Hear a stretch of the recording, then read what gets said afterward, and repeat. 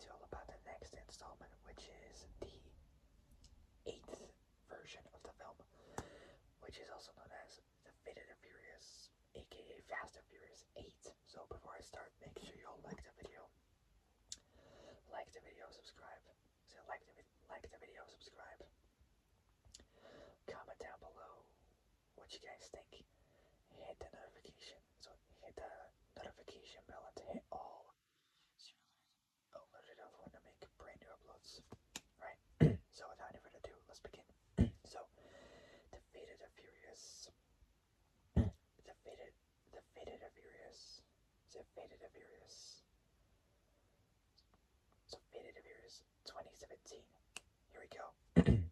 So The Fate of the Furious, aka F8 or Fast and Furious 8, is a 2017 action film directed by F. Gary Gray. His full name is Felix Gary Gray. So Felix Gary Gray, born July 17th, 1969,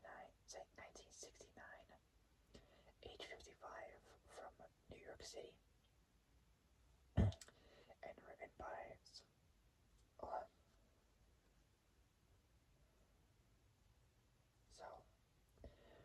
The Fate of the Furious. The Fate of the Furious. Sorry. The Fate of the Furious is a The Fate of the Furious is a 2017 action film directed by F. Gary Gray. So F. Gary Gray, or Felix Gary Gray, and written by Chris Morgan. It's the sequel to Furious 7. So Furious 7, 2015 or 2015, and the 8th installment. So 8th installment in the franchise. So 8th installment. So 8th installment in the franchise. The film stars Vin Diesel. So Vin Diesel as Dominic Toretto. So Dominic Toretto alongside Dwayne The Rock Johnson. So Dwayne The Rock, or just Dwayne Johnson in general. Jason Statham, Michelle Rodriguez, Tyrese Gibson. So Tyrese Gibson, Vin Diesel, Dwayne Johnson, Jason Statham, Michelle Rodriguez, Tyrese Gibson, Chris Ludacris Bridges. So Chris Ludacris Bridges, Scott Eastwood. Scott Eastwood. Nathalie Emmanuel.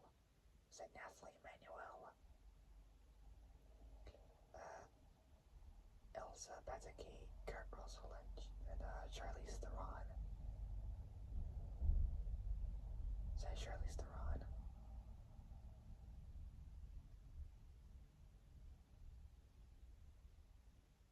Charlize Theron. In the film, Thomas settled down with his wife, Letty Ortiz, who once became Letty Toretto. So Letty Toretto, until cyber terrorist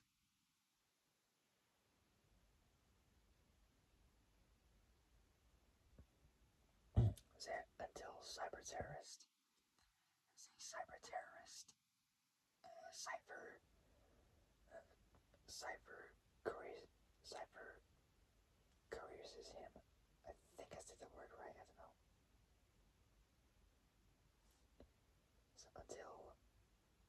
cyber terrorist, cipher. Uh, how do I say this word?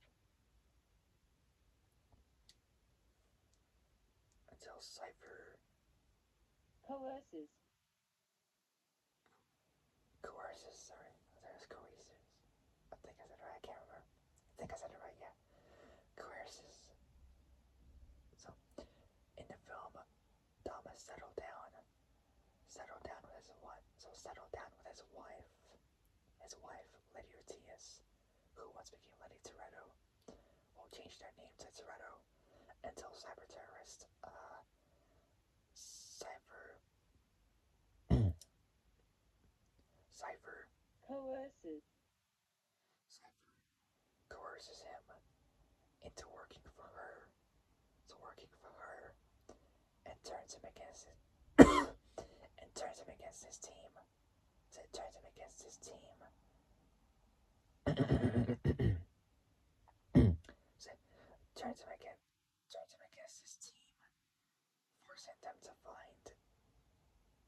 forcing them to both find Dom. So find Dom. So find Dom and take down Cypher. So they take down Cypher. So it's directed by Felix. So directed by Felix Gary Gray. Say Gary Gray. Written by Chris Morgan. So written by Chris Morgan. Say Chris Morgan. Based on characters by Gary Scott Thompson. Say Gary Scott Thompson. Produced by Neil Moritz. So Neil Moritz, Vin Diesel. Say Neil Moritz, Vin Diesel.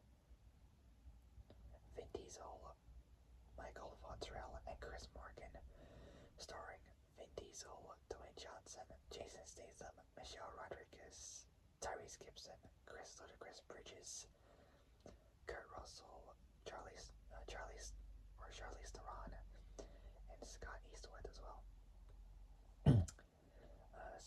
Cinematography was by Stephen F. Linden. At least I got it right that time.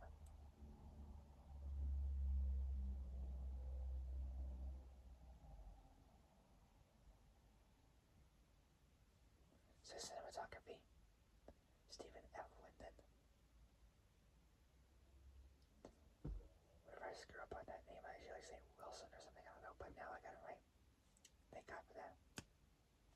So, cinematography was by Stephen F. Linden. It says Stephen F. Linden. Edited by Christian Wagner and Paul Rabel, who's an American film editor. His career spans 25 years in both film and TV. Born September 6th, 1952, age 71, from LA, so Los Angeles, California, US. It's edited by both Christian Wagner and Paul Rabel. Music by Brian Tyler, or Brian T, I would say. Say Brian T, I should say. Say Brian Tyler. Production companies are Original Film, One Race Films, and China Film. China Film Corporation, Ltd. Distributed by Universal Pictures. Release dates. There's two release dates for both Berlin and the U.S. and they're both on April 2017. It's early to early mid 2017 for April. So for the first one, so again they're both so for both Berlin and the U.S. For the release dates for both Berlin and the U.S., they released both on April 2017. However, in Berlin, the capital of Germany, was released on the 4th, and in the U.S. was released on the 14th. So 10 days days after, uh, 10 days after the one in Berlin was released. So 10 days after Berlin, the running time was the release date's April 2017. It's April 2017. Berlin, Berlin 4th. So Berlin 4th. So Berlin 4th, US 14th. 10-day difference. Was a 240-hour difference there. So next up, running time. So running time was 136 minutes. Which is around, if I do the math on that, 2 hours and 16 minutes, if I recall. Hang on, wait, hold on. So,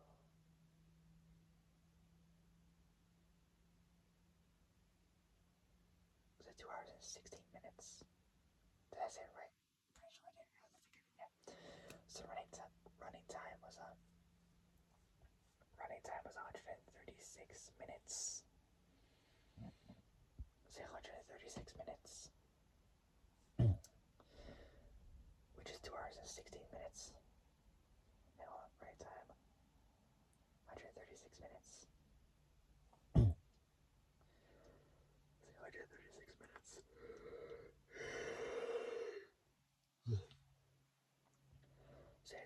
Say 2 hours and 16 minutes. Say 2 hours and 16 minutes. Or more or less, depending on if one of them is an extended version.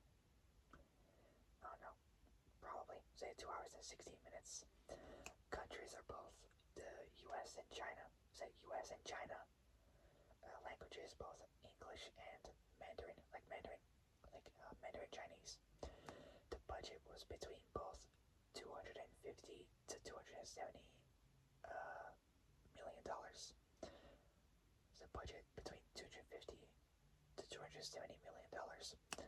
The box office price was astonishing. So it was 1.236 billion, which is 1,230. So $1,236,000,000. I think it was probably around that. Yes. So anyway, next part.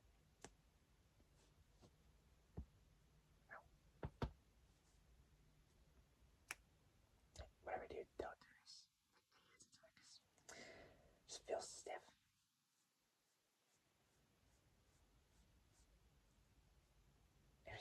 Anyways, so moving on. So the eighth installment. Installment was planned since 2014, a year after Paul passed away. Rest in peace.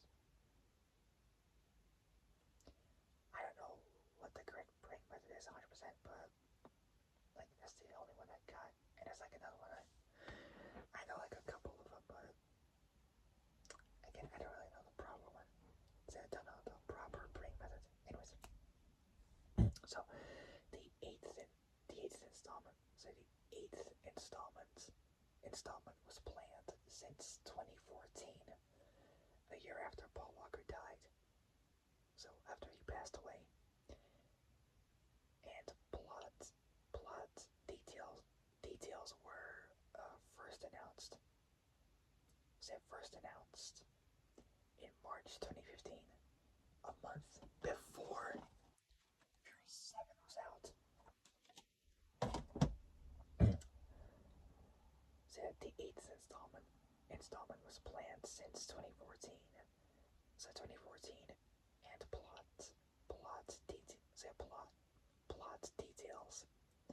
details were first announced in March 2015. Say March 2015. Say 2015. 2015, when Vin Diesel announced, well, appeared actually. So when Vin Diesel appeared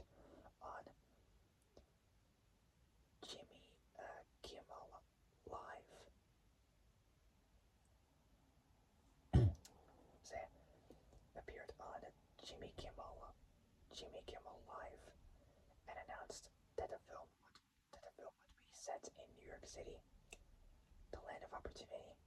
So New York City. Preparations for the film. So preparations for the film. Preparations for the film. So preparations for the film began. Preparations for the film began immediately before the release of Furious 7, with Vin, Chris, and producer Neil Moritz re-signing after after setting an initial release date in that same month. Casting took place. So casting took place between both April and June. So that must be like, so that's around like, I'd say, a 2 months difference somewhere there. Around there, yeah. Between both April and June. In October.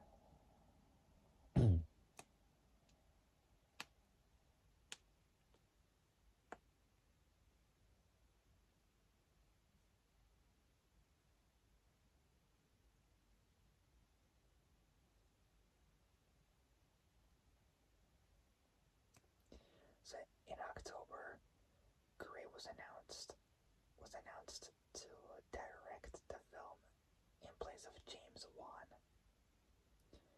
who had directed the previous installment,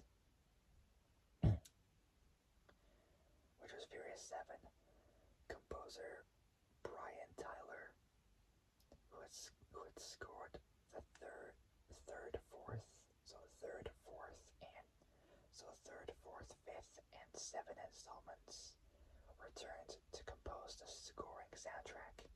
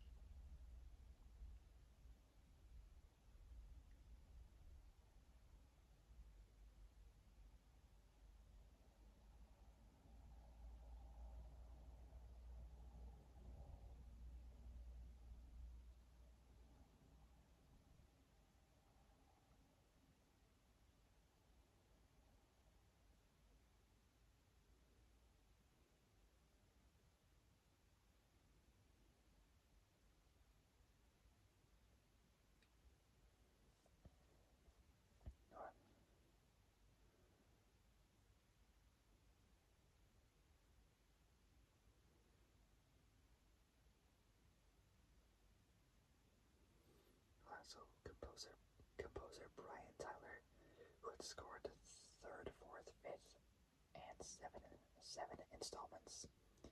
So the third, fourth, fifth, and seven installments, returned to compose the score.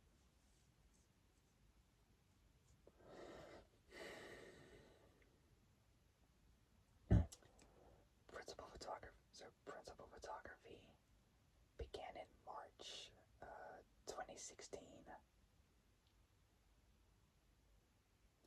So March 2016. So 2016. So 1 year and 1 month before the movie was even released. In locations such as I can't pronounce it, but it's in Havana.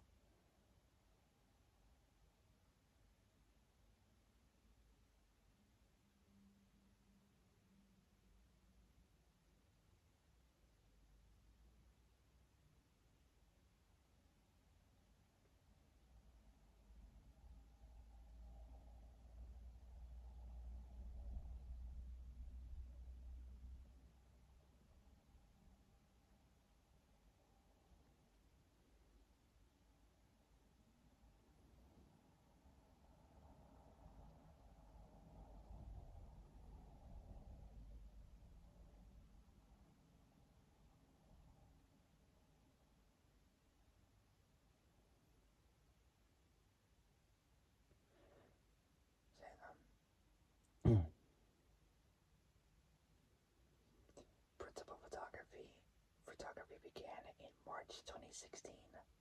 So 2016, in locations such as Moivaten, I still can't pronounce the word, but it's spelled M-Y, and a little dash on the top, or a comma, whatever it is, V-A-T, so, so M-Y,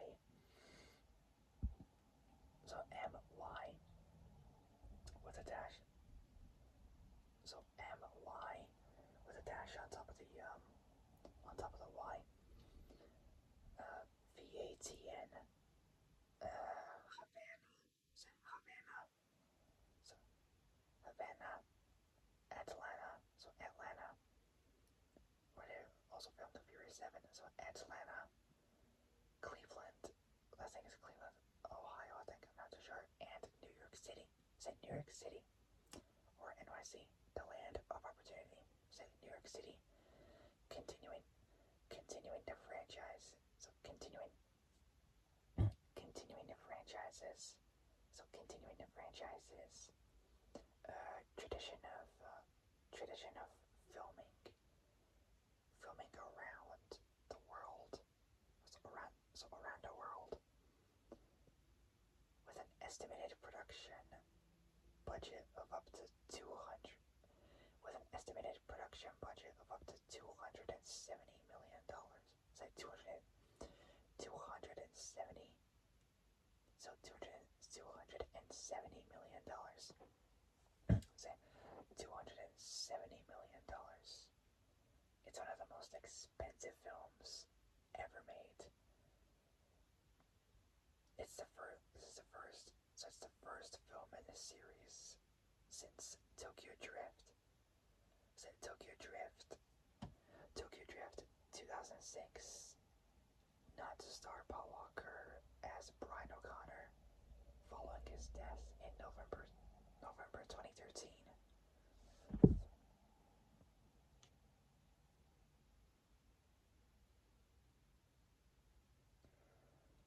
So it's the first film in the series since Tokyo Drift 2006. Not to star Paul Walker as Brian O'Connor, following his death in November 2013.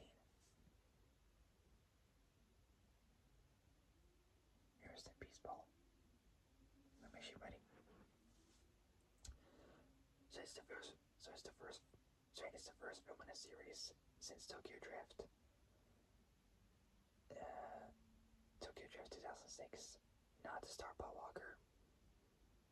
Paul Walker is Brian O'Connor, following his death in November 30th, 2013 or 2013, whichever way works best for the year. I always say 2013 because it's much easier and faster to say.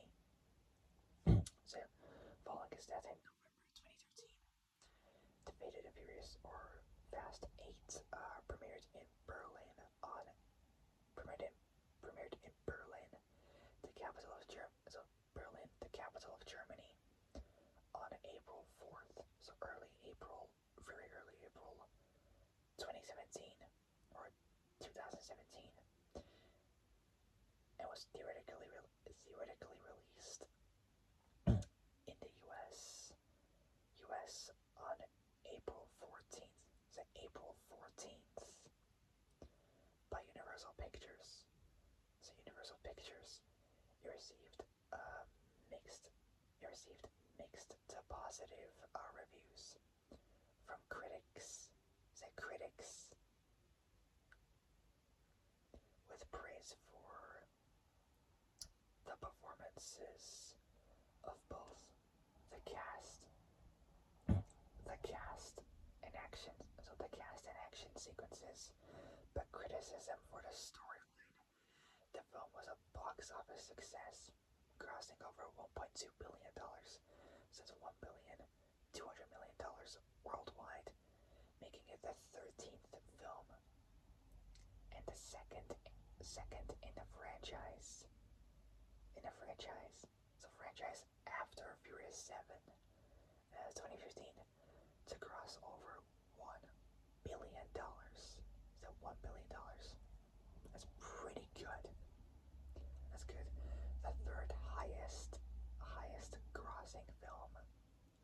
2017, and the 11th highest title, well, 11th highest grossing film of all time at the time. It also grossed a colossal, so a colossal $541.9 million worldwide.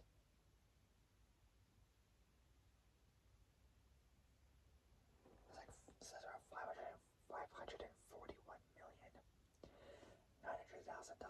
It's actually rounded up to like $542 million. So it's like $100,000 difference there. It's $100,000 difference. So worldwide, during its opening weekend. So worldwide during its opening weekend, which made it the highest grossing worldwide opening of all time until the release of Avengers Infinity War. So Avengers Infinity War 2018. So 2018, a year later, the film was followed by a spin-off, Hobbs and Shaw. So Hobbs and Shaw 2019, which came out 2 years after the Fate of the Furious, and the direct sequel, F9 2021,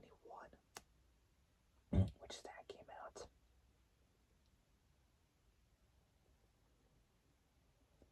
4 years after the Fate of the Furious, and 2 years after Hobbs and Shaw.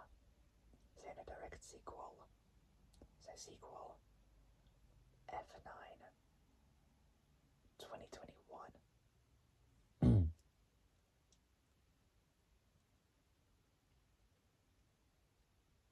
Right. Next up we got is plot. But before I do that, I just gotta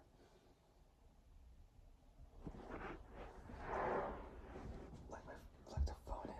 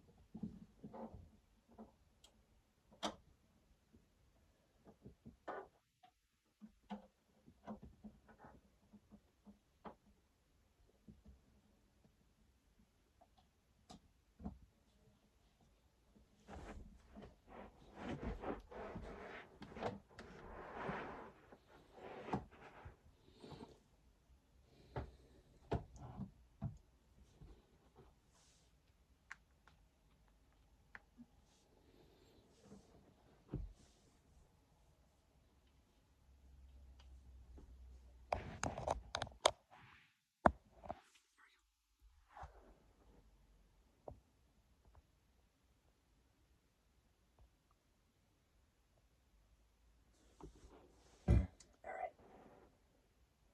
So next up we got his plot. So Dominic or Dom Toretto. So on plot. So both Dom and Letty, or CS, or just Dom and Letty in general, are on their honeymoon. So on plot. So Dominic Toretto and Letty. So Dominic Toretto and Letty. So Dominic Toretto. So Toretto and Letty Ortiz. So Dominic Toretto and Letty Ortiz. So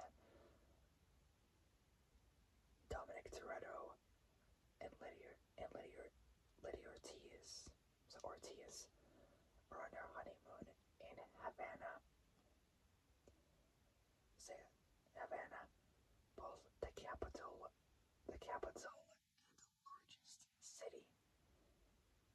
So largest city in Cuba. And the population in 2012 or 2012 was a monstrous 2.1 million people. So in total it's like 2,154,454. So that's 2 million. So 2,154,450. So 2 million 54,454 people. That's crazy. I wonder what country has like the most amount of people in it. Do you guys know which one? Comment down below. I would say Russia because it's like the biggest country in Europe, so surely it would have a lot more people there. I'm not 100% sure, but oh well. So, we're still on plots. So, Dom and Letty. So Dom and Letty. So Dom and Letty are on their honeymoon in Havana. So in Havana, the capital of Cuba.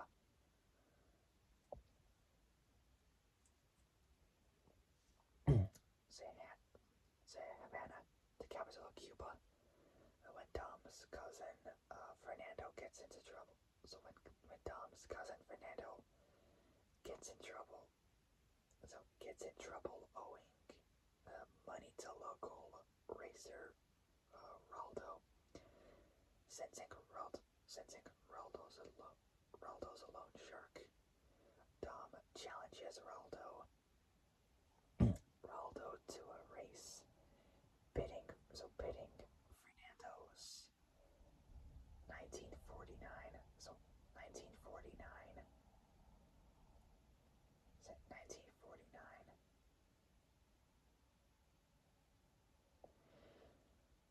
1949. So 49 Chevrolet Fleetline.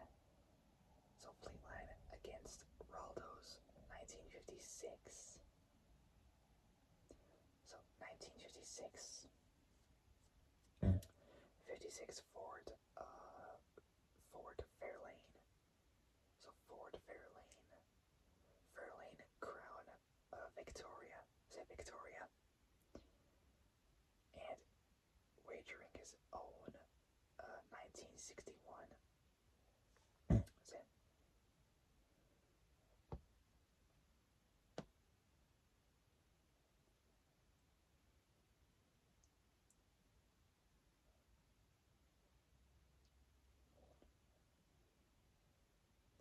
Say 61 Chevy or Chevrolet Impala after narrowly winning the race, which was backwards. That was just badass. That was just a cool tactic, like backwards. Like I've seen in video games mainly, like people just going backwards to the finish line. Like that was cool. Mainly in Forza games, I do it, which is awesome. So after narrowly winning the race, Dom allows Raldo to keep his car, saying his respect's enough. So his respect is enough. Sorry, not Forza. Sorry, Real Racing 3. Sorry. It's like I've been obsessed with Forza all my life. Anyways, so after narrowly winning the race, Dom allows Raldo to keep his car, saying his respect's enough. The next day, an elusive woman named Cypher coerces Dom into working for her by showing him something on her phone. Shortly afterwards, DSS, Diplomatic Security Service. So Diplomatic Security Service agent Luke Hobbs. So Luke Hobbs is given an off-the-books mission to retrieve an EMP device.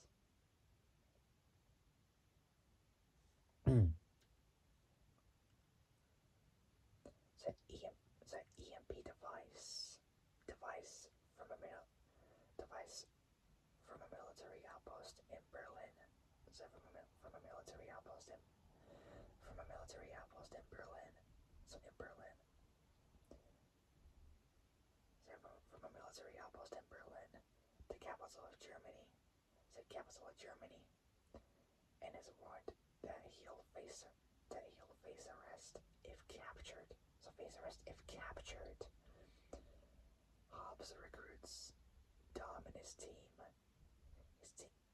his team, compromising, well, not compromising, sorry, comprising Letty, so Letty, Roman, Tesh, and Ramsey to help him to help him retrieve the device. During the getaway, Dom forces Hobbs off the road and steals the device for Cypher, who's a cyber terrorist. Hobbs is arrested, so both arrested and confined in the same high security prison, which holds Deckard Shaw. They initiate a prison so they both initiate a prison escape, and are reunited by intelligence operative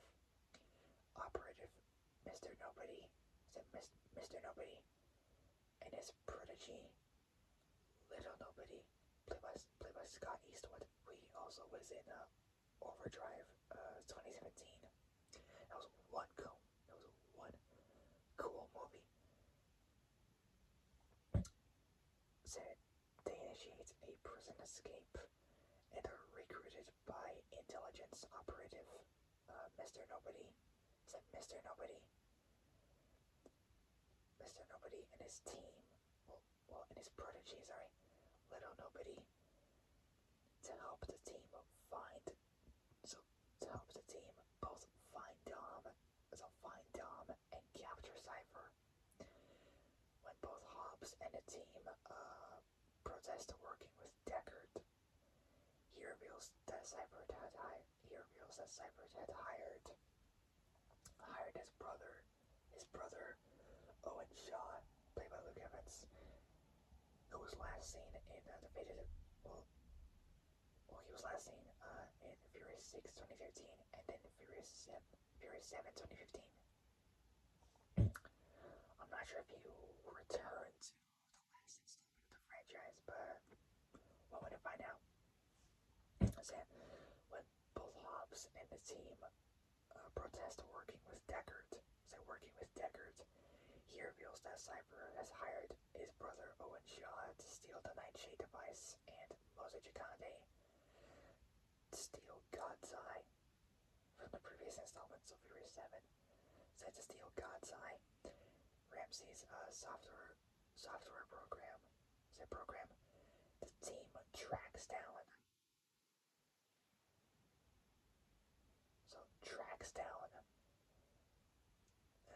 Dom. So the team tracks both Dom and Cypher to their own location. The two attack the base.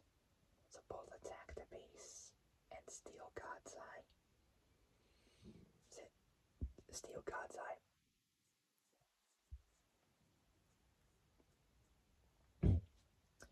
When Dom shows frustration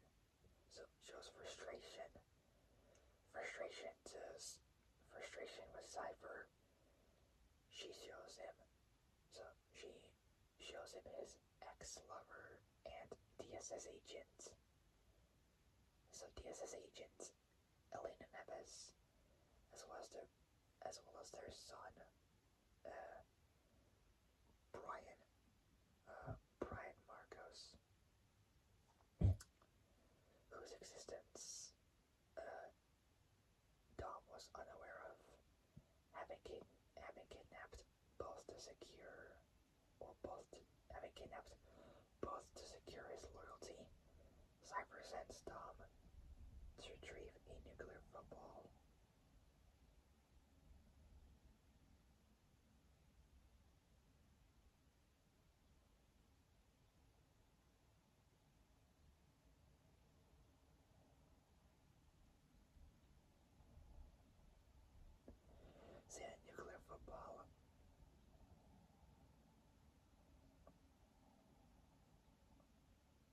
Which is a briefcase, which have like the contents the contents of which are to be used by the president of the U.S.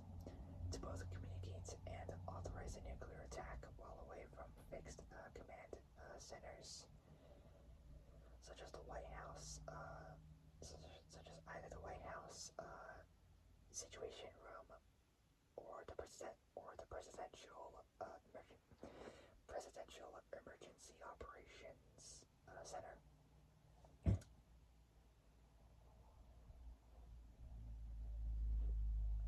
So, functioning as a mobile hub in the strategic defense system of the U.S., the football is carried by a military aid when the president is traveling. Say traveling. Say, Cyber sends Dom to retrieve a nuclear football. Which is kind of weird. At first, I thought he stole like an actual football, but it was actually just a case. Say retrieve a nuclear football held by the Russian. So held by the Russian Minister of Defense. Was it Russian Minister of Defense in New York City with the help of Raldo. So with the help of Raldo, Dom both briefly evades Cypher and persuades Deckard and so both Deckard and Owen.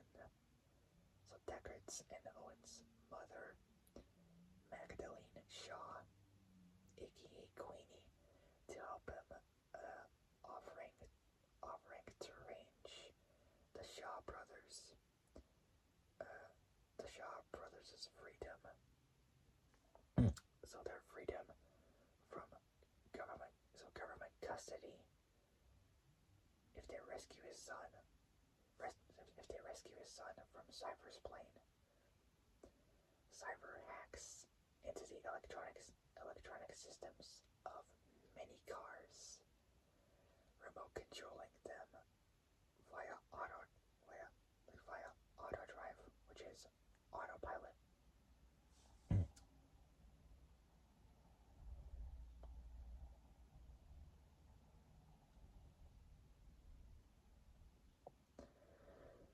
So autopilot causing them to blockade the convoy.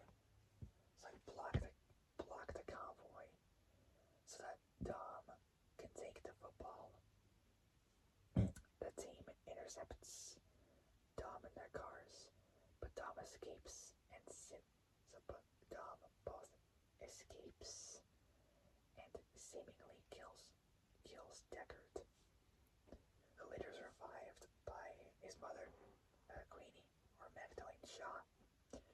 Letty catches up to Dom and steals the football, but is nearly killed by Cypher's enforcer, Connor Rhodes,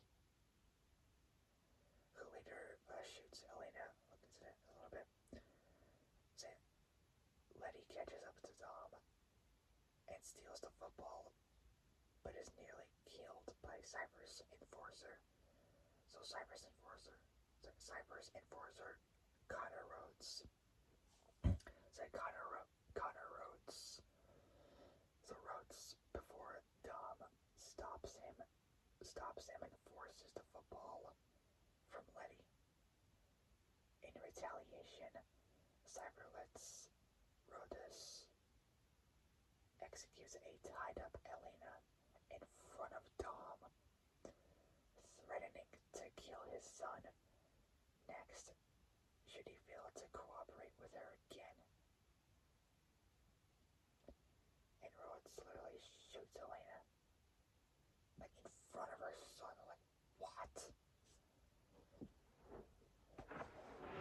Like, why the hell would he do such a thing like that in front of her son? What? That's just crazy. Like, imagine if Elena would survive and she would be back in the next installment of the franchise. That'd be kind of cool, but also interesting as well. Because there's like a bunch of characters coming back to the franchise. You know, Brian's coming back. Also, Cell and Agent Hobbs, possibly Jacob, might return. We got no idea if he will, but one way to find out. So, in retaliation, Cypher lets Rhodes. So Cypher lets Connor. So Connor Rhodes. So Connor Rhodes execute a tied up Elena in front of Dom. So in front of Dom, threatening to kill his son. Next, should he fail to cooperate with her again, Dom infiltrates a military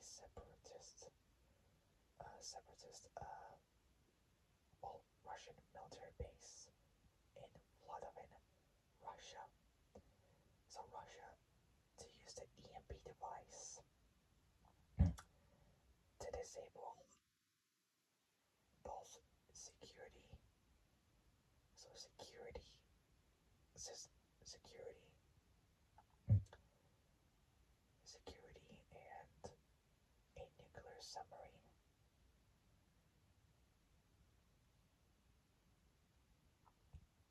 So nuclear submarine or nuclear sub, as people will call it, enabling Cypher to both hijack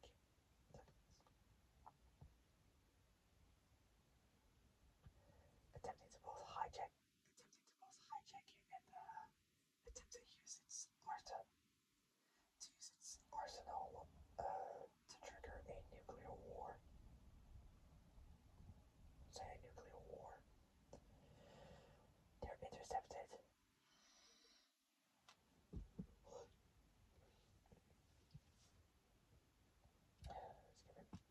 Sorry, I'm just tired. They're intercepted. Intercepted by the team.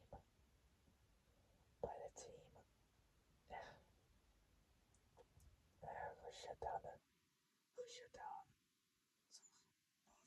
down the submarines, nuclear weapons, and drive towards the gates. That would prevent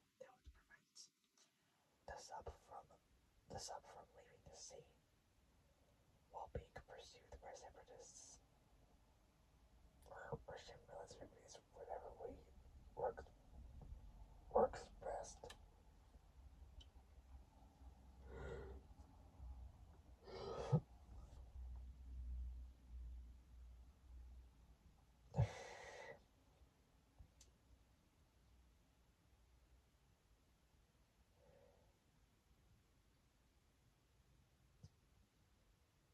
But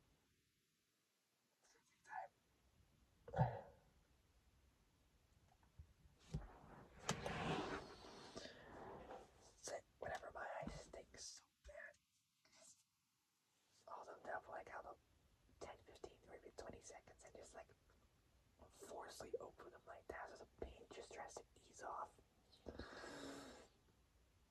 Anyways, so they're intercepted by the team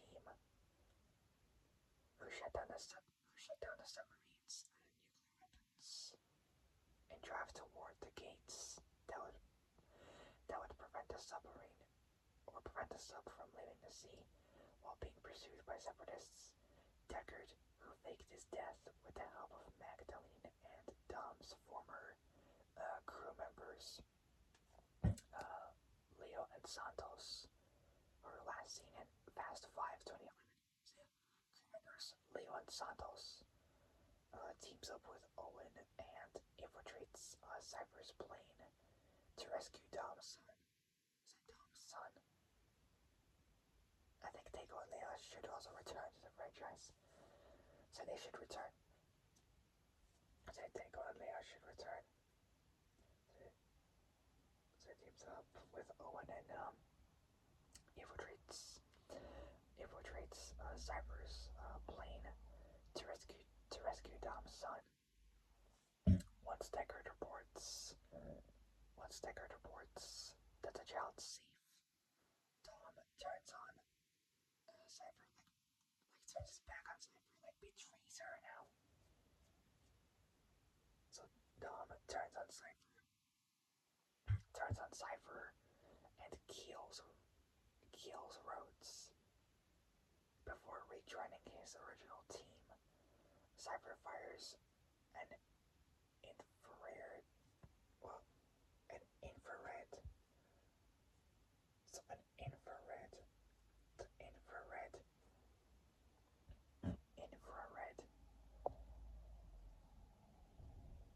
can't really say well. Sometimes called EMR, electromagnetic radiation.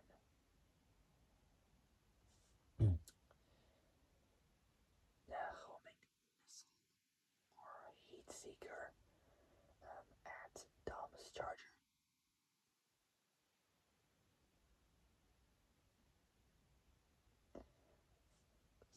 Cypher fires a heat seeker missile at Dom's charger, which was the ice charger, which is a pretty cool car. But he breaks away. From his team. So Boss breaks away from his team and lures the missile to the trailing sub. The team forms a vehicular blockade, shielding Dom from the explosion as the submarine's destroyed. After killing all of Cypher's henchmen, Deckard reaches the front of the plane and confronts Cypher, who escapes by parachute. Owen holds the pilot at gunpoint and forces him to land the plane. Mr. Nobody and his protege, Little Nobody, visits Dom and his team in New York City. So Dom and his team in New York City. So Dom and his team in New York City or NYC to report as Cypher still at large. So in Athens, so won't be nuking any cities at all. Hobbs has his record cleared. And has offered his original DSS Diplomatic Security Services job back. But after 16 whole years of service, he both declines and chooses to spend more time with his daughter. Deckard delivers Dom his son, putting his differences aside with both Dom and Hobbs, and is accepted into their family. So that's good.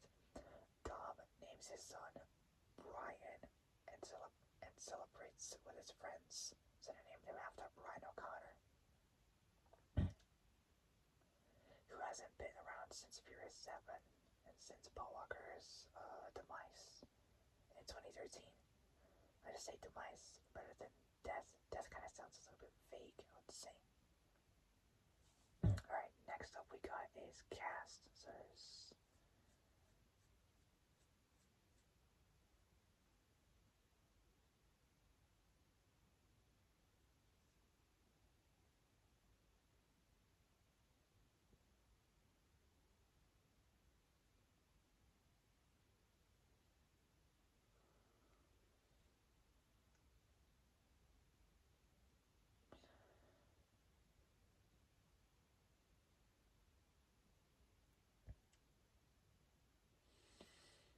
alright, so next up we got is cast.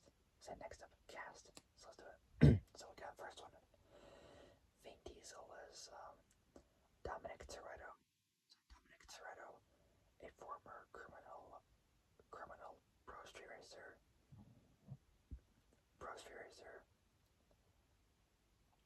and millionaire who's both retired and settled down with his wife, Letty. Then we got Dwayne Johnson as Luke Hobbs, a former DSS agent who allied with Dom and his team following their outings in Rio de Janeiro. So Rio de Janeiro, Brazil. I think it's the capital of Brazil. I think it was, and Europe.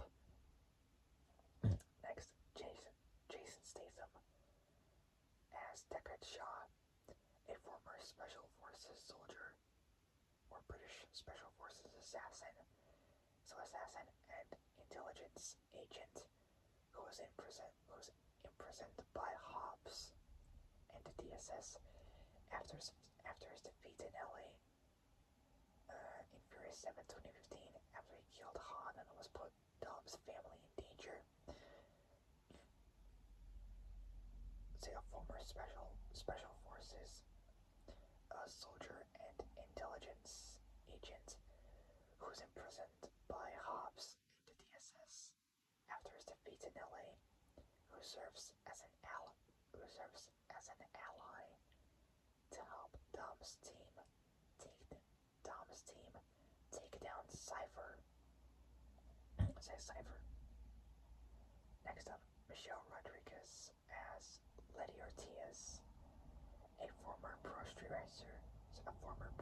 racer married to Dom and the stepmother of Brian Marcos. Next up, Tyrese Gibson as Ruben Pierce, a former criminal from Barstow, California. So Barstow, California, Barstow, California, and a member of Tom's team. Next up, Chris Ludacris Bridges.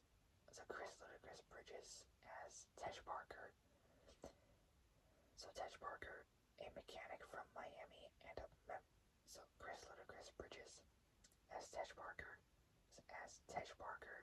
a mechanic from Miami, and a member of Dom's team. Next up, Scott Eastwood as Little Nobody, a law enforcement agent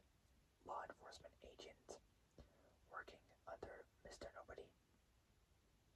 Next up, Nasli Emanuel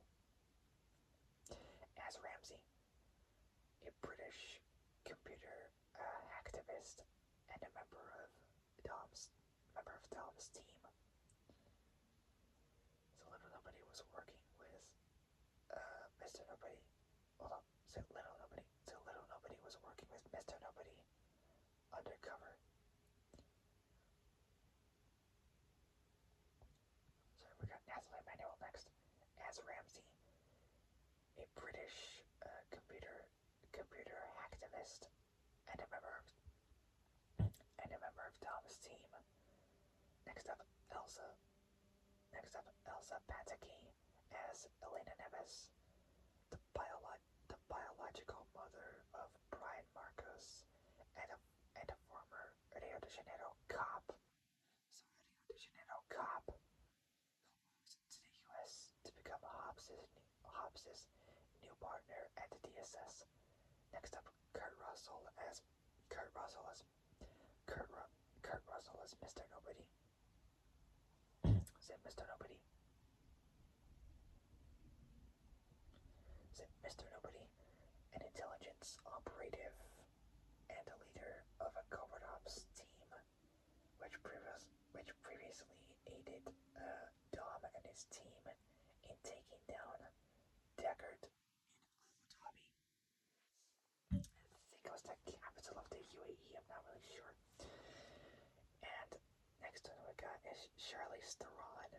So Charlize Theron is a Cypher. So Cypher, both a criminal mastermind and cyber terrorist who coerces Dom into working against his team by holding Elena and her son hostage. Now I'm not really sure if Mr. Nobody will return, but we do know he's missing, so presumably he might return with the team, and possibly Cypher might join like the Toretto team. I got no idea, but one way to find out.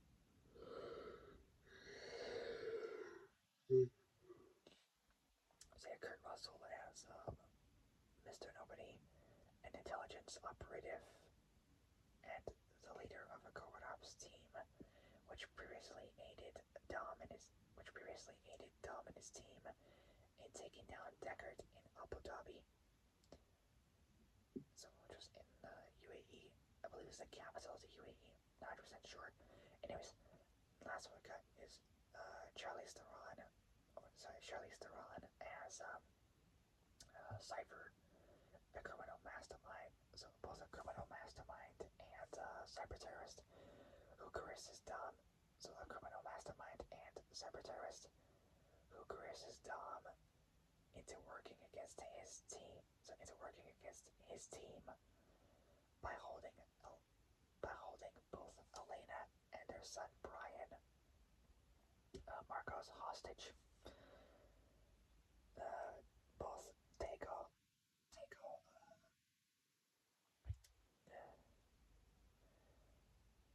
Calderon and Donham and Donham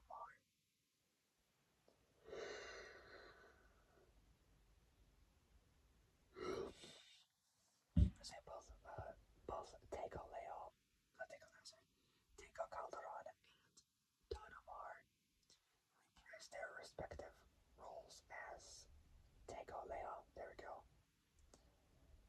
And so both Tego Leo and Rico Santos.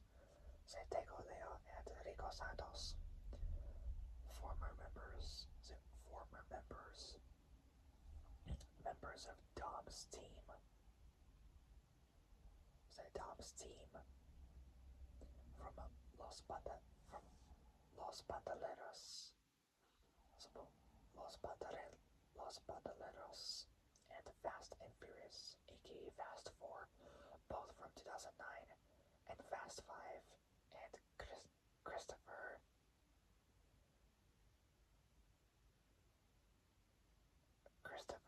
Heave 2.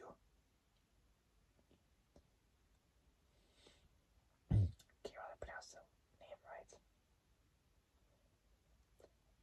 Heave 2 is spelled HIV born December 7th, 1978, from the capital of Oslo in Norway. That's pretty cool. So Christopher Heave 2, or Heave You, I don't really know how to say it well, so Heave 2, I think, as Connor Rhodes, Cypher's right-hand man. So Cypher's right-hand man, and second in command, they've got Patrick Saint Esprit, or Esprit.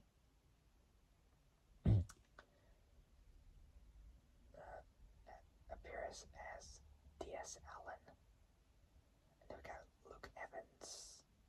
So Luke Evans reprises his role. So reprises his role for both Furious 6 2013 and Furious 7 2015. Say 2015. As Owen Shaw. Say Owen Shaw. Deckard Shaw's both younger brother and former mercenary who previously opposed Dom's team in Europe and who helps his brother in rescuing Dom's son, Helen Mirren. So Helen Mirren. So Helen Mirren.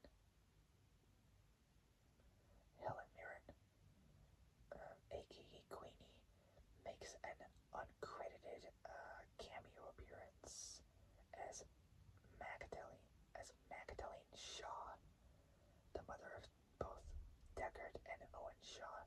So Deckard and Owen Shaw. So both Deckard and Owen Shaw. Celestino Corneal portrays Raldo, a street racer. So a street racer whose respect Dom earns.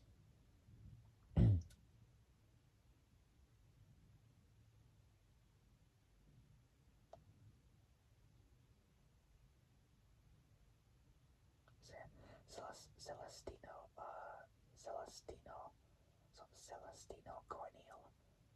So Celestino Corneal portrays Raldo, a street racer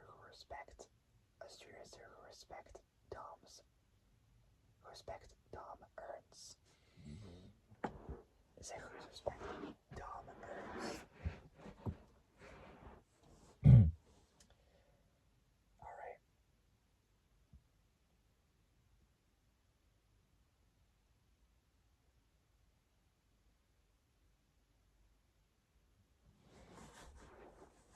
Alright.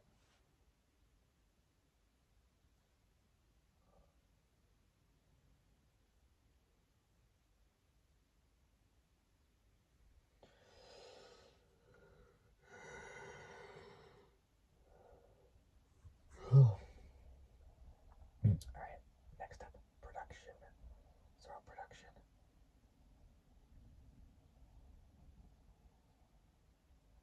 Say production. Starting off with is starting off with development. So we're trying to do what we always do, which is try to come at it from a which is trying to come at it from a character point of view or a character POV and to figure out where the characters would go from here. I think I think the thing that made that's made the Fast and the Furious special is obviously we have incredible action and so on. But the most well, but the thing that people but the thing but the thing that people really but the thing that people but the people but the thing but the thing that but the thing that people really do the most but the thing that people really but the thing that people really do is the most but the thing that people really do the most is the characters. We're lucky that we have a lot of great characters. Unfortunately, we don't have Paul Walker. Unfortunately, we don't have Paul Walker anymore. His character has moved on. We feel like there's a lot. But we feel like there's a lot. But we feel like there's a lot. But we feel like there's a lot still to be mined. So, but we feel like there's a lot. There's a lot still to be mined. That's where we're starting. We're really talking about the characters, where they all sit right now.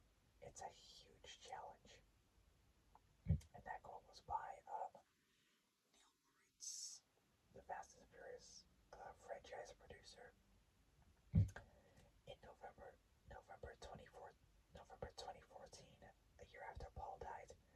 Universal Pictures chairwoman Donna Donna Langley, can't pronounce it well, but it spells Langley, confirmed that a discussion regarding three sequels to Furious 7 2015 had taken place. Diesel reaffirmed that Diesel so Vin reaffirmed this in September 2015, 5 months after Furious 7 was released. So September 2015, as the trilogy that could lead to the main series' conclusion. The conclusion. Conclusion. So also 3 months before my 10th birthday. He stated that the 8th film was acceptable, as Paul Walker said. Vin further hinted at an 8th film on Jimmy Kimmel Live when he stated that Kurt Russell's character, Mr. Nobody, would span multiple films. He also stated that the next film would take place in New York City. Chris Morgan returned to write his sixth script in the franchise, while Neil Moritz returned to produce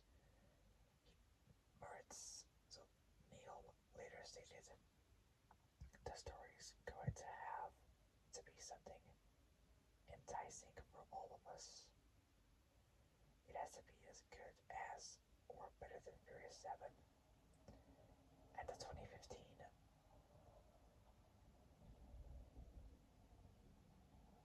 so at the 2015, so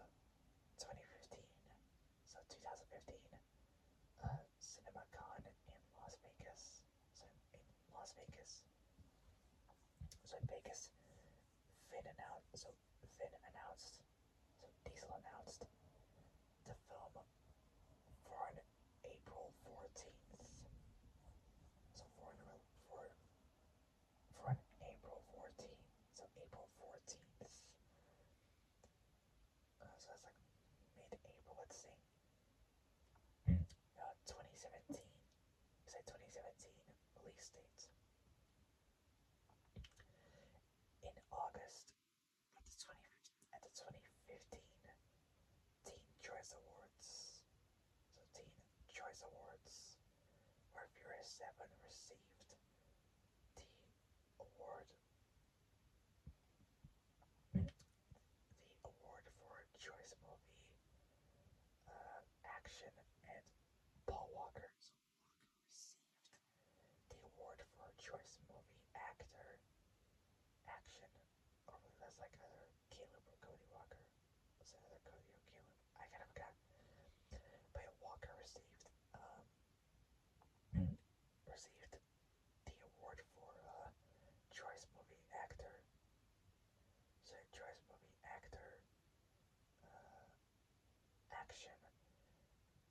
Vin gave the film the initial title, Fast 8, in September.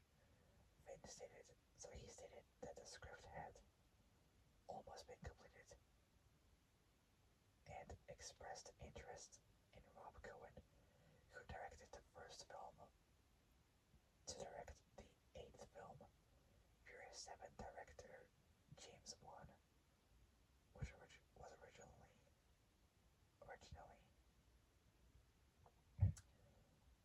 contractually hired to direct both the 8th and 9th film, so 8th and 9th film in the series, but the studio let him go after he told them about his wishes to make a sequel to his previous horror film,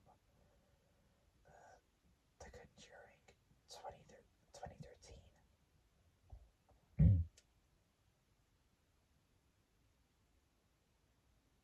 Which came out like early mid July 2013. Say 2013.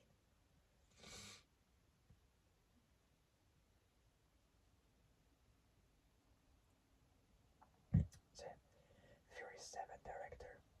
So Fury 7 director James Wan. So James Wan was originally contractually hired to direct both the 8th and 9th films in this 8th and 9th films in the series, but the studio let him go after he told them about his wishes to make a sequel to his previous horror film, The Conjuring 2013. The studio went back to offer James directing the film after Justin Lin, who directed the film series since Tokyo Drift 2006. Since Tokyo Drift 2006 to Fury 6 2013, chose to direct Star Trek Beyond 2016.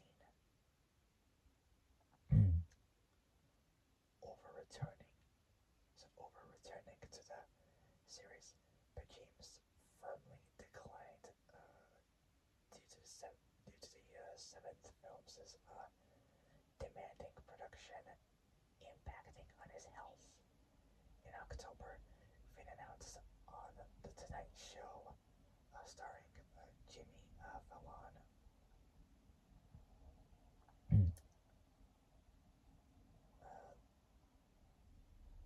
that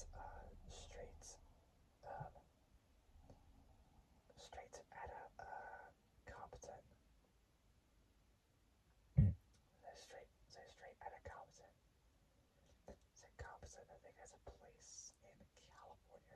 I'm not sure.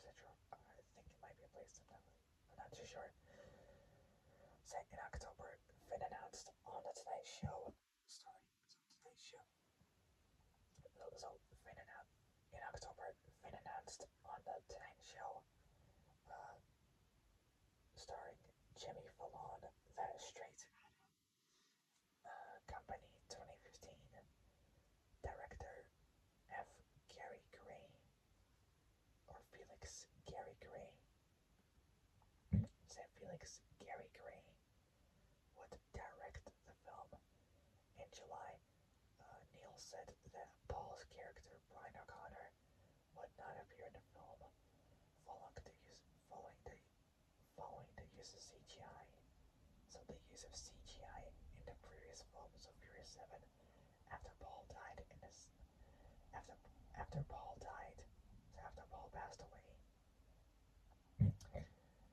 After Paul passed away in a single vehicle accident. So a single vehicle traffic collision in November 30th, 2013, with Neil stating that his character had moved on. It had previously been reported that Paul's younger brother, Cody Walker, it's previously been reported that Paul's younger brother, Cody Walker, would either join the cast in a new in the new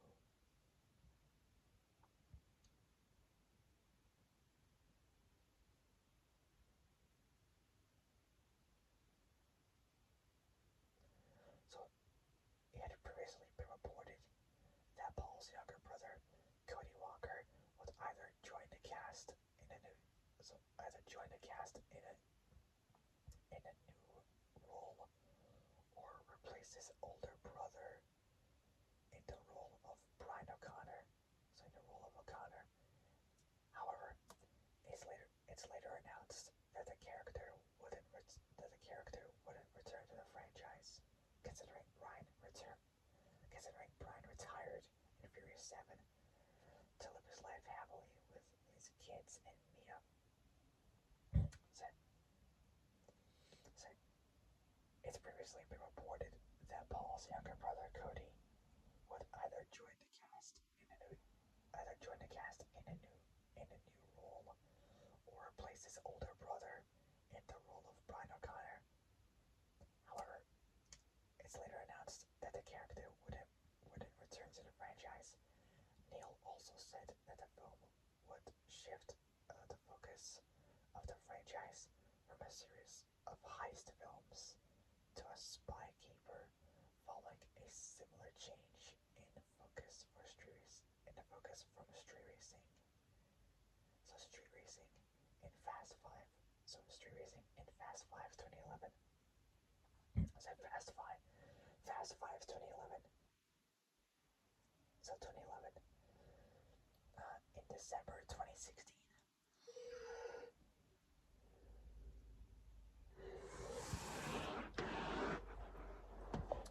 So in December 2016, I think it was before or after my 10th birthday. So and a year before the movie was even released, the film was retitled The Fate of the Furious. Next up, casting. So Kurt, and Michelle were the first to confirm. So we're on casting. Finn, Kurt, and Michelle. Michelle were the first to confirm their involvement in the film.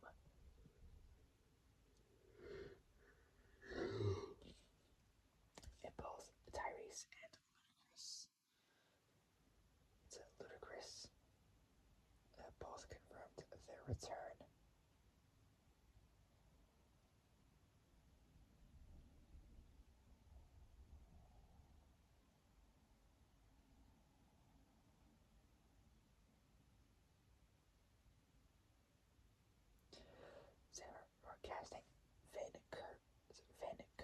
Michelle were the first to confirm. Were the first were the first to confirm. So we're the first to we're the first to confirm their involvement in the film, and both Tyrese and Ludacris both confirmed their return soon after. So both confirmed their return soon after. Finn was paid $20 million. So $20 million for his involvement. Lucas Black had signed on to reprise his role. So to reprise his role from Tokyo Drift 2006 as Sean Possible for Furious 7 2015, and two more installments and two more installments in September 2013. So in September 2013, in May 2015, so 2015, Johnson confirmed his involvement in the film. Additionally hinting at a possible spin-off, film involving his character, Hobbs. Statham also confirmed his return that same month. In April 2016, both Charlize and Christopher were confirmed as additions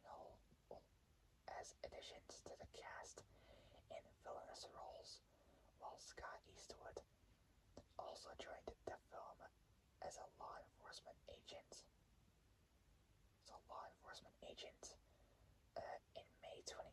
In May, Nathalie Manuel was confirmed to reprise her role as Ramsey in the film. In June, Helen Mirren announced in an interview with Elle that she would appear in the film. During an interview with Chris Mannix in July, Lucas Black confirmed he wouldn't appear in the 8th installment due to scheduling conflicts in NCIS. NCIS New Orleans. Next up, filming. So it's not much on for filming. So let's do it. So filming, in keeping with the franchise's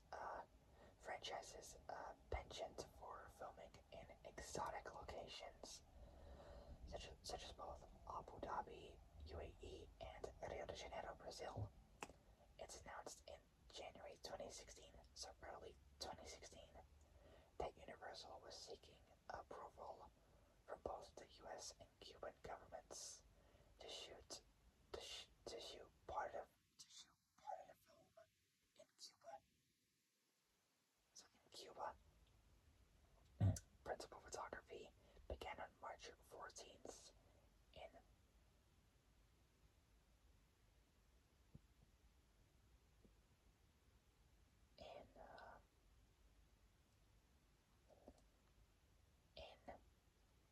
Niva. in Niva. Mivach, I can't pronounce it. Iceland, where strong winds sent a plastic iceberg prop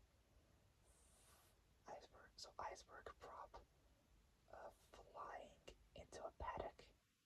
The prop stuck two horses. One was one was one was wounded, and the other mortally injured. So mortally injured. It it was it's later. So it was later. Euthanized. It was crazy. In late April. So late April. So it was before early May, I believe. So filming began.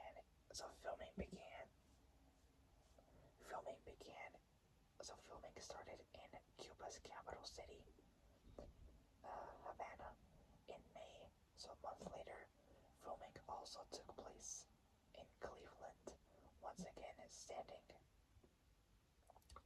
standing in for standing in for Manhattan. So Manhattan franchise cinematography, well, cinematographer Stephen F. Linden returned for the 8th installment. Filming also took place in both Atlanta and New York. Last part, music, and then we'll move on to the next one. This is not my turn. So, music. Brian Tyler. So Brian Tyler, who scored the 3rd, 4th, 5th, and 7th installments, was tapped to compose the film score for the 8th. So for the 8th picture, a soundtrack album by Atlantic Records was released on April 14th, 2017, coinciding coinciding with the film's U.S. theatrical release. The film's score album was released on April 28th, 2017, so 14 days later, by Backlot Music. Say Backlot Music. Say Backlot Music. Okay, next up, release. So it's not much on there, so let's do it. First up, Theoretical. The Fate of the Furious had its world premiere in Berlin, the capital of Germany, on April 4th, 2017. The film was theoretically released in the US on April 14th. The film was released in 1,074 IMAX screens around the world, making it the widest opening in IMAX history. Next up, last part is home media, and then we're going to the next part. So home media, The Fate of the Furious. So The Fate of the Furious was released on Ultra HD Blu-ray. So Ultra HD, HD Blu-ray, original Blu-ray, and DVD on July 11th. So like early, mid-July, something right there. 2017. So 2017 by UPHE, which is Universal Pictures Home Entertainment. Say entertainment.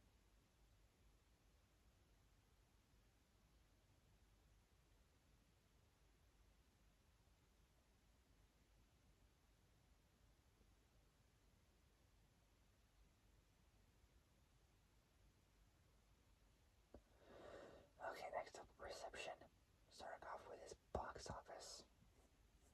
There's a lot on there. So, Fast 8 grossed $226 million in both the US and Canada. So, US and Canada, and $1.01 billion in other territories for a worldwide total of 1.236. So, $1.236 billion. So 1.236 billion dollars against a production budget of $250 million. It's the 3rd highest grossing film of 2017 and the 11th highest grossing film of all time. The film was released in 64 territories worldwide, including almost all major markets apart from Japan.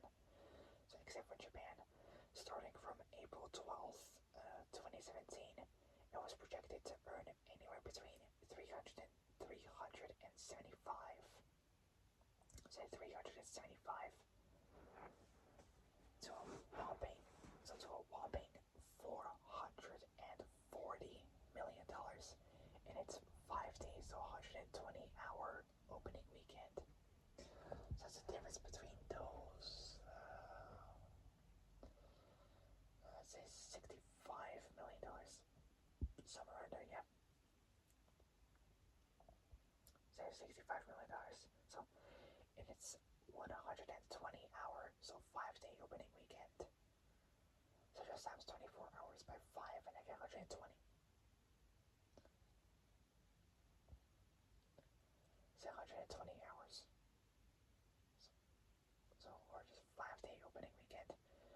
the end by the end of by the end of the weekend, it ended up earning almost $540 million from nearly 23,000 screens, way above initial project. So way above initial way above initial projections to score the biggest global opening in cinema in the cinematic history until it's surpassed by Avengers Infinity War 2018. It also marked the third time that a film earned over $500 million in a single weekend after Star Wars, Star Wars The Force Awakens, which that made 529, or one that was like $530 million, and Jurassic World.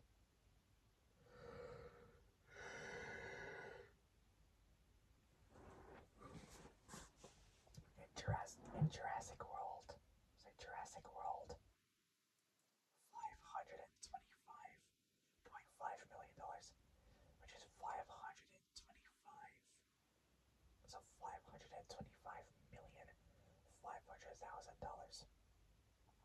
So both films from 2015, including Furious 7 2015, but that made way more money than those two.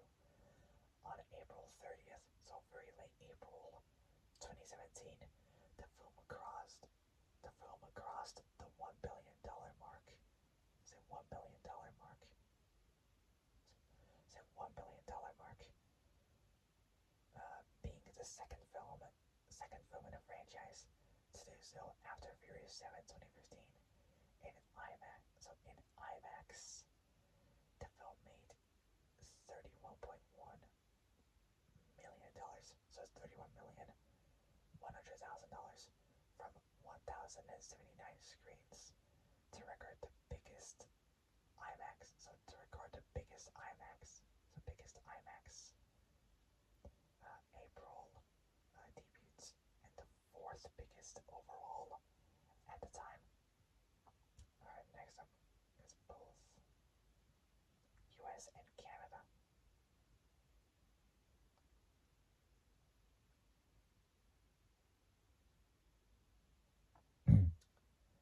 So both US and Canada.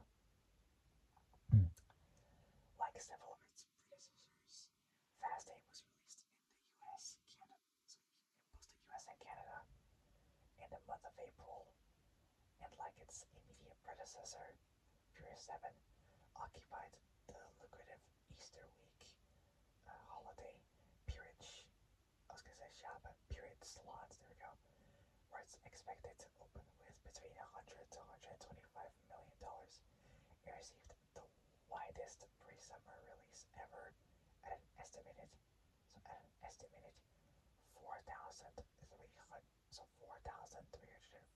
views. Sorry, 4,304 venues, besting the 4,242 opening theater count of 2016's Batman vs Superman: Dawn of Justice. The previous March, so I believe March 2016, somewhere right there. Yeah, right around there. March 2016. So March 2016, the film made $10.4 million from Thursday nights previews from 3,310 theaters, the second highest of the franchise behind Furious 7's 15.8, so $15.8 million, nearly $16 million on its opening day. It grossed $45.6 $45.6 million with Thursday previews. So previews making up 20. 23.8%. So roundups like 23% of the amount. Slightly better than that 23. So slightly better than that 20. So slightly better than the 23% for Furious 7, earning a total of 98.8. So $98,800,000. So 98.8 million. So 98,800,000 on its opening weekend. The film scored the second biggest opening in the franchise, the third biggest adjusted for inflation, and the third biggest April debut behind Furious 7 2015. So both Furious 7 2015 and The Jungle Book 2016. So 2016, it posted an almost identical weekend multiplier like its immediate predecessor, 2.1, so 2.166, and then X versus 2.18X. I think that's the amount of like times like when it gets bigger or something. I'm not 100% sure. Scott Mendelson of Forbes, which is an American business magazine founded by PC Forbes in 1917, and owned by Hong Kong-based investment group Integrated Whale Media Investments, or IWMA. So IWMI since 2014, a year after Paul died.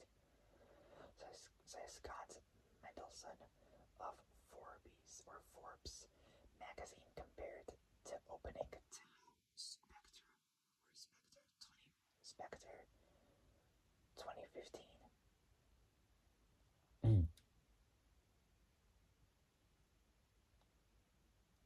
Which featured Daniel Craig.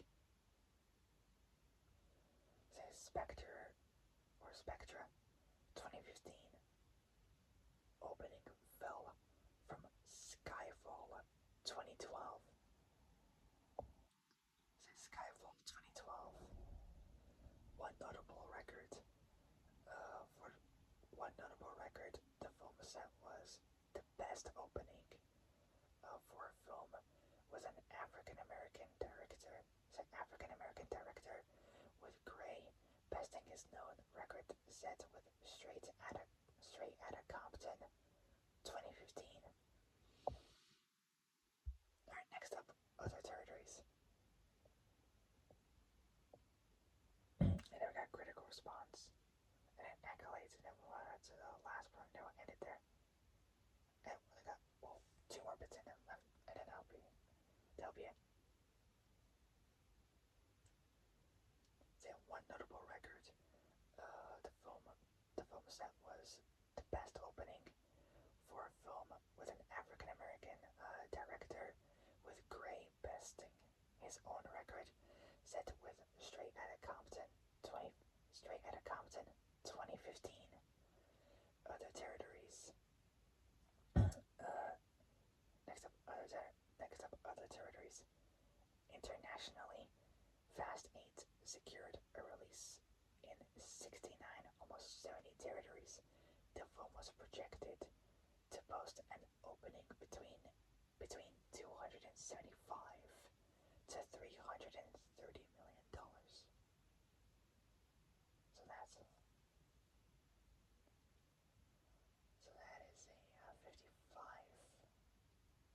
million difference there, from over 20,000 screens, with some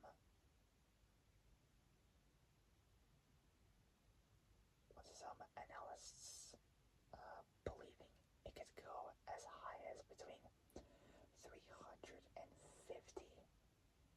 to $400 million. So that's a $50 million difference there.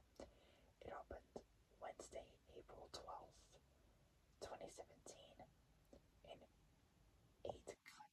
So 8 countries, earning 17.9, well,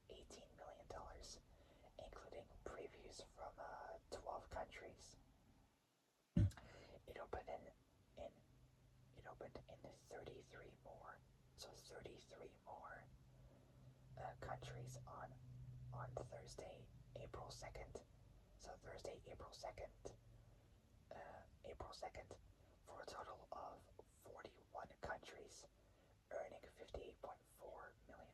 So it's 58 million 400. So 58 million 400,000. $58,400,000, marking Universal Pictures. So Universal Pictures overseas is highest grossing Thursday ever. So highest grossing Thursday ever, and for 2 days or 48-hour total of 82.2 million. So that's $82,200,000. It added 22 more, so 22 more countries on Friday, April 3rd, earning 112.1, so $112,100,000 to score Universal's, to score Universal International's highest grossing Friday of all time for 72-hour total. So 72-hour total of $194.8 million. So 194 million 800. So 194 million. So 194 million 800,000. So 194 million $800,000. So 194 million $800,000 in total through Sunday. So through Sunday, the film registered an opening of 441.1 million dollars. So $441.1 million. So it's 441. So it's 441,100,000. It's pretty good money from 64 markets. So 64 markets, setting new records for the biggest April international debuts, Universal's biggest and the biggest of all time overall. Ahead of Jurassic World, it's the first such film to open past $400 million in a single weekend, with a bulk of it coming from China, around 22.6 million. So $22,600,000 came from 681 IMAX screens, which is Universal's second biggest, behind only Jurassic World. It topped the international charts for a second consecutive term, adding another $158.1 million. So $158,100,000, after which it's surpassed by 2017's Guardians of the Galaxy Volume 2, another film starring both Vin Diesel and Kurt Russell, I think it was, in its third weekend. In IMAX, the film's grossed north of $58 million. So like almost $60 million if you round up. So $60 million is set the record for the biggest opening day of 2017. So 2017.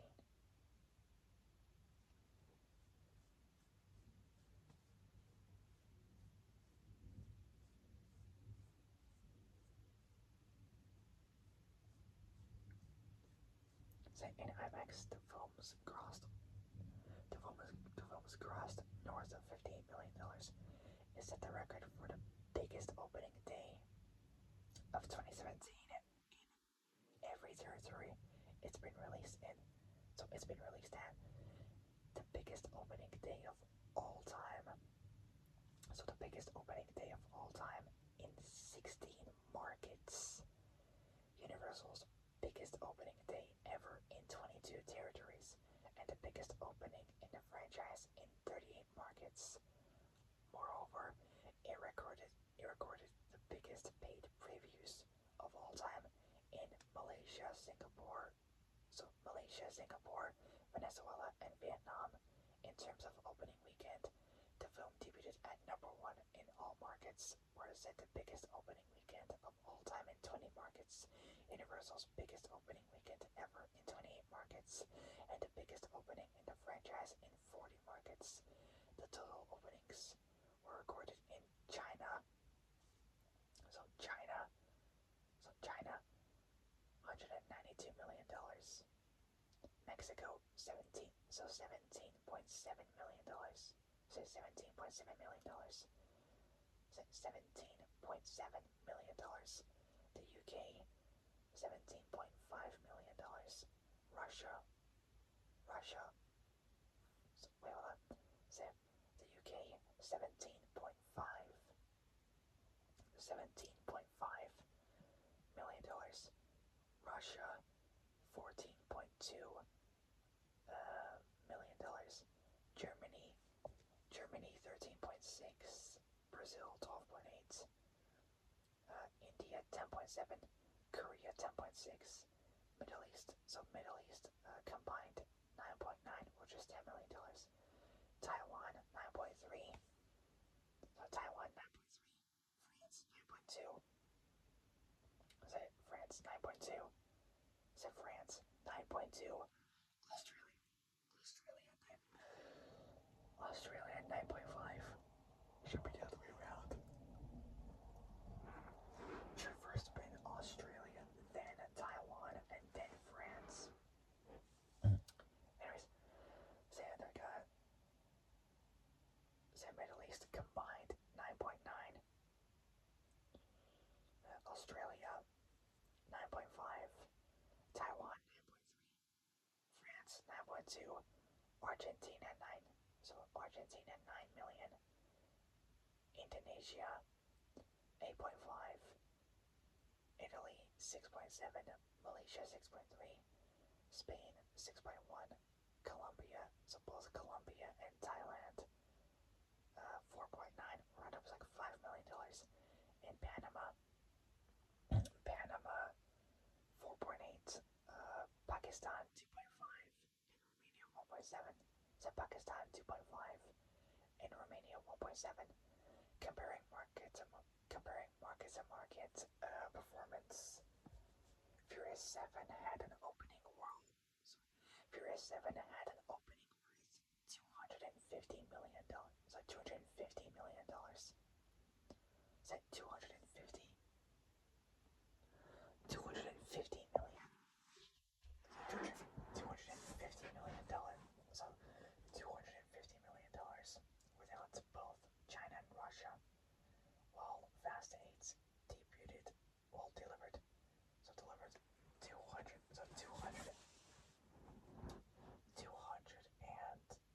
228, so $228.2 million debut, sans the two aforementioned markets.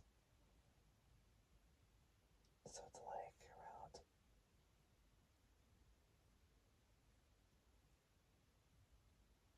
$11.8 million, almost like $12 million less than Furious 7. So I debuted sans the two aforementioned markets. In Japan, the film debuted with $7.5 million. So $7.5 million. $7.5 million. So $7,500,000. So $7,500,000. Pretty good. Also, that's a new record for the franchise. The film debuted at #3, behind both Disney's Beauty and the Beast 2017. So Disney's Beauty and the Beast and local film Detective Conan. So Detective Conan, Christmas. So not Christmas, sorry. Detective Conan, Crimson Love Letter, which is what is known as. So it's also known as Case Closed. So Case Closed. So Case Closed. The Crimson Love Letter, 2017. 2017. Their robust, their robust second weekend, second weekend, second weekend earnings, so second weekend earnings blocked the former from taking the top spots, making Japan one of the few markets where the film didn't open at number one. The biggest earning markets are China, 392.8, so $392.8 million. That's in China, followed by Brazil, 41.8. So Brazil, 41.8. So 41.8. The UK, 37.5. Mexico, 36.8. And Germany, 32.4. In Peru, it's become Universal's highest grossing film ever. I'll say ever. Alright, next up, critical response. Fast 8 received mixed to positive reviews from critics. The review aggregator website Rotten Tomatoes reported an approval rating of 67%, 67% with an average score of 60% based on 314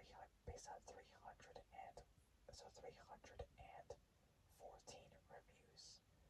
The website's critical consensus reads: Fast 8 opens a new chapter in the franchise, fueled by the same infectious cast chemistry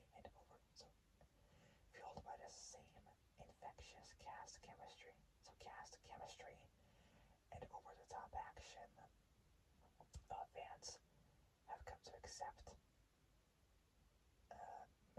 Metacritic, which uses a weighted average, assigns the film a score of 56% based on 45 credits. Not credits, sorry, 45 critics. There we go. Why did I say credits? Oh my god, I'm so tired. Indicating either mixed or average reviews. Mixed or average reviews. So mixed or average reviews. Audiences polled by CinemaScore. So CinemaScore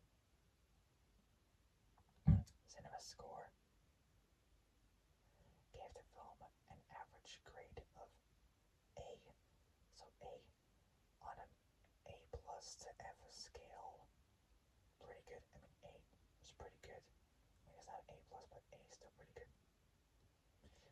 And those at Post-Track gave the film an 88. So Post-Track is a US-based service that surveys film audiences. So film audiences for film studios. So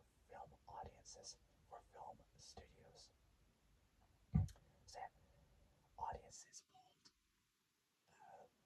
by CinemaScore gave the film an average grade of A on an A plus to F scale, and those at Post-Track gave the film an 88% overall positive score and a 71%, so 71% definitive recommendation. Oh, 71% definitive recommend. So it's a difference in those seven. So it's a difference in 17% between the two numbers. The audiences polled by CinemaScore gave the film an average grade of A, so A on an A plus to F, so A plus to F scale. And those at Post-Track gave the film an 88% overall positive score and a 71% definitive recommend. Mike Ryan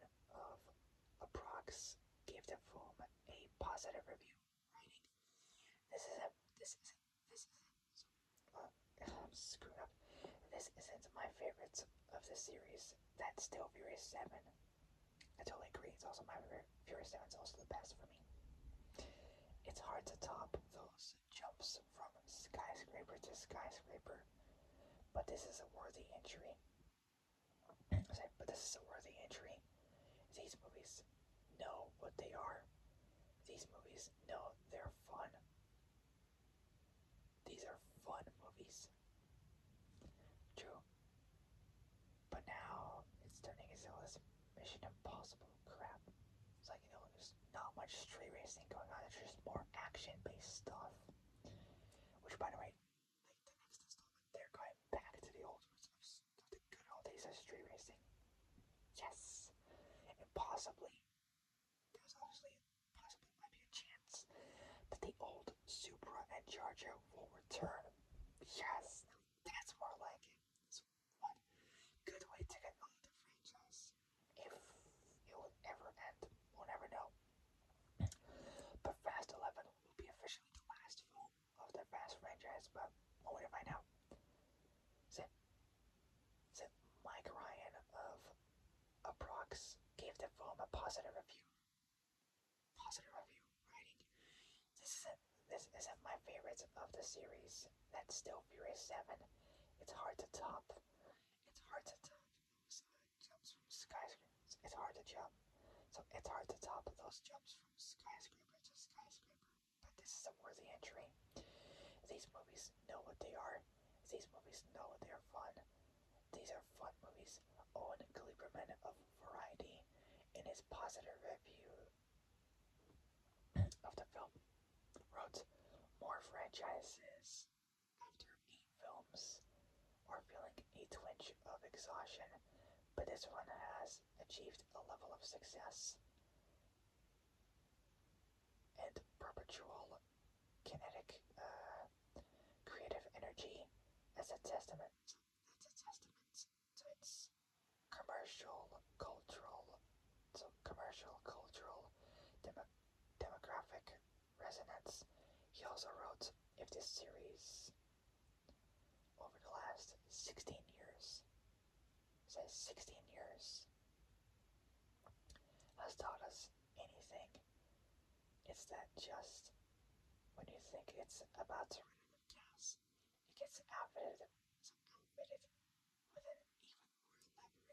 an even more elaborate fuel injection system." So it's nice. David Echnik, I can't pronounce that well, but it's a German word. So Echnik, I can't pronounce it. So it's David, and his last name is Echnik. I can't pronounce it, but it's spelled E. So EHRLIC. So EHR. So EHR. So EHRLICH. So David Echnik. Can't pronounce it well still, but it spells EHR. So EHRLICH. So EHRLICH of IndieWire. So of IndieWire gave the film a C- and called it the worst entry of the franchise, saying as much a mess of conflicting tones and style tones and style so tones both tones and styles as it is of locations. This set piece, like the rest of Gray's movie, feels like a heap of random parts that were thrown together in hopes that fate might somehow weld them into a roadworthy vehicle, but it's not all groundbreaking. J.R. Kennard, J.R. Kennard of Pop Matters magazine, gave a lukewarm review, writing, "It's unlikely that devotees will consider Fast 8 one of the stronger entries in the series. Still, both the filmmakers and actors are clearly dedicated to making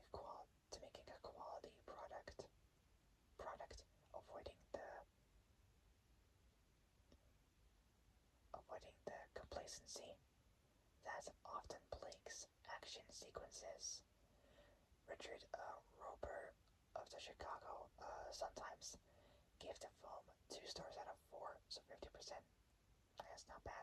Saying, moments after Dom has gone rogue and apparently wants to kill him, they're making jokes as they're racing through the streets of New York City or skating along the ice in Russia, killing bad guys and narrowly avoiding getting killed themselves. They're Kraken wise. Kraken wise. Even within this ludicrous universe, it's jarring to hear these supposedly smart folks who refer to themselves as family acting like acting like idiots. So acting like idiots who don't seem to care if they either live or die, or even if their friends survive. Professor Professor of IPE, so International Political Economy, Richard E. Feinberg. So Richard E. Feinberg has commented on the political significance of the film's opening setting of Havana, the capital of Cuba. So Havana, the capital of Cuba, in the context of shifting U.S.-Cuban relations, calling the eighth installment Hollywood's love letter. So love letter to Havana, Cuba. He writes, in the Cuban sequences, dramatic climax, Dom wins his hard-fought 1 mile race, a Cuban mile. So a Cuban mile against a tough local competitor. So a tough local competitor by a nose. The loser's gracious. You won my car, and you earned my respect. He admits to the FF hero, so Fast and Furious hero. Dom's response is equally magnanimous. Keep your car. Your respect is good enough for me. Your respect is good enough for me. In this instance, Fast 8 captures the essence of the relations between both the US and Cuba. So US and Cuba, it's all about mutual respect. That's true. Alright, last one, accolades. Moving on to the final 2 parts. So accolades, so there's not much on there, so let's do it. So accolades. So starting off with this award. So starting off from 2017 was the so in 2017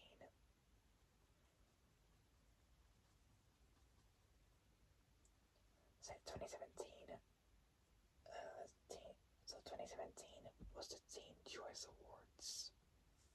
Starting off with his choice movie. So there's like 5 for this part. So choice movie action. So choice movie action. The Fate of Furious 2017. They've got choice movie actor, which is action, both Vin Diesel and Dwayne The Rock Johnson, which they didn't really get along with since 2011, since their feud began at that time. So, choice movie actor action, both Vin Diesel and Dwayne Johnson.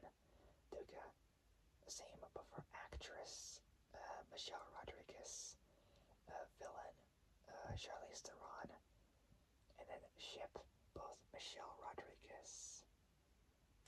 So Michelle Rodriguez and Vin Diesel. Then Best Action. Well, choice movie except both Michelle Rodriguez and Vin Diesel. And then we got last one, 2018. So this is for the Saturn Awards. So first off, we got is Best Action. So Best Action, Action or Adventure Film. This is the Fate of the Furious. The Fate of the Furious 2017. There we go. Best editing. Both. So by both Christian Wagner and Paul Rebel. All of them, every single one was nominated. Nominated. Alright, so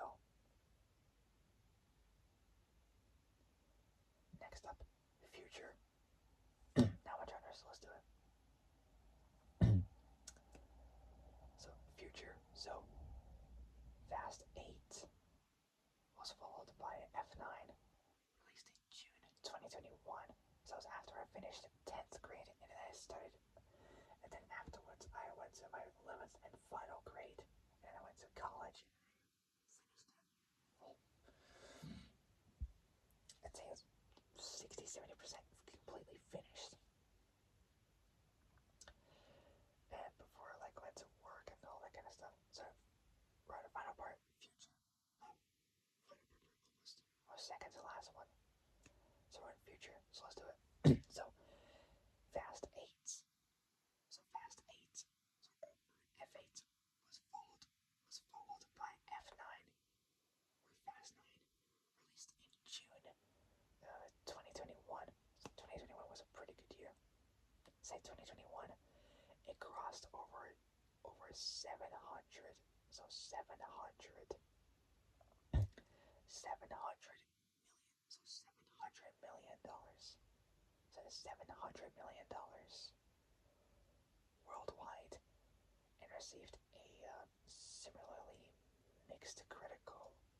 So both mixed critical. So both mixed critical. So both critical and audience response. So critical and audience response. So response. A tenth film. So a tenth film.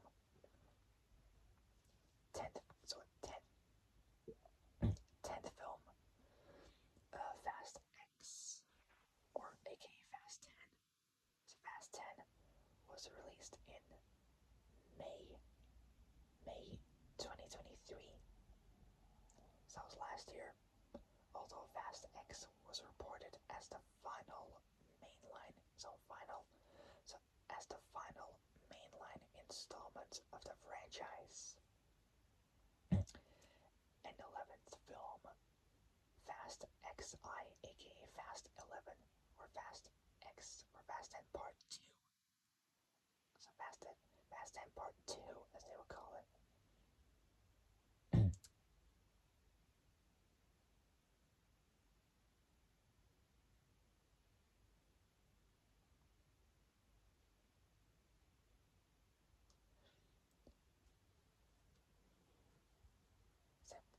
Although Fast X was reported as the final mainline installment of the franchise, and 11th film, so film Fast XI, Fast 11 is in production following the positive reception of both Dwayne Johnson and Jason Statham's chemistry. Innovated a Furious 2017.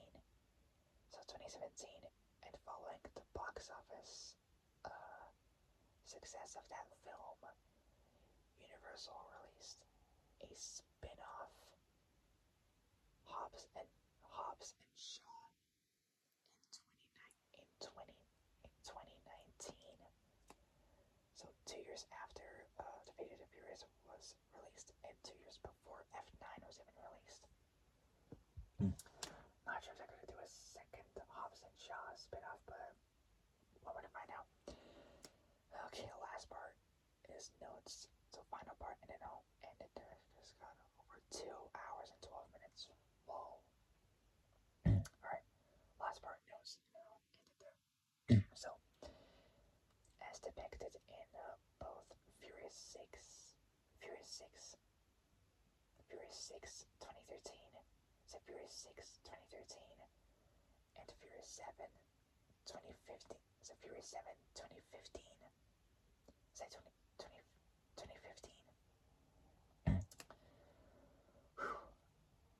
Alright, whoa, finally, finally completed. Alright, so that's it. That'll be it for now. For my next Fast and Furious video will be about F9 2021, aka Fast and Furious 9 or Fast 9, whatever we want to call it. And then after that, Fast X, and then I'll pretty much be in. Wow. God, my head is dizzy, honestly. Wow. I'm so tired. Alright, so yeah, that'll be it. So again, for my next video, so for my next Fast and Furious video, alright, so for my next Fast and Furious video, will be about F9 2021, and then after that will be Fast X 2023, and that's gonna wrap it up for the entire franchise until the last installment. What? Until I get confirmation about the last, like the very last installment, which will be coming out in like I don't know, next year or the year after, possibly I don't know, either 2020, like 2025 or 2026. Either one of the 2 years will be out. Alright, so that'll be it. If you guys like this video, like and subscribe, comment down below. So like and subscribe, comment down below what you guys think. Hit the notification bell. So hit the notification bell to hit all so you're going to make brand new uploads. Whoa, 1:12 in the morning. 1:12 in the morning. What? Unbelievable. So again, if you guys like this video, like it, subscribe, comment down below what you guys think, hit the notification bell, and hit all so you're alerted of when I make brand new uploads. Alright, so that'll be it. I gotta go. So I gotta go. I'll see you guys soon in the next video.